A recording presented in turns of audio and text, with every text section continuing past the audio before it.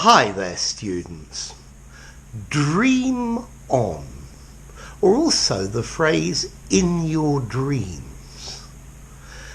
If somebody says something that is totally unrealistic and is not going to happen, then you could make an ironic comment, dream on, or even in your dreams. So, John says, I'm going to become a millionaire with this new plan of mine. And I look at him and say, dream on, John. I'm saying he's living in a dream world. This is not realistic.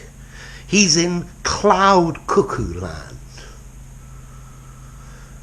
She said she was going to become a famous actress and move to Hollywood. And I just said, dream on, in your dreams. Get real. Okay? So, I'm saying I really don't think that's going to happen. If you think you're going to learn good English in 7 days, then dream on. It's not going to happen. Simon says, I'm going to get this job. And I say, dream on, there are loads of better candidates than you. If you think you're going to pass this exam without studying, then dream on. You're having a dream in which you don't study and you pass the exam. That's what I'm saying. If you think I'm going to help you do this, then dream on. Okay? So, dream on. It's an informal way of saying it's not going to happen. It's unrealistic.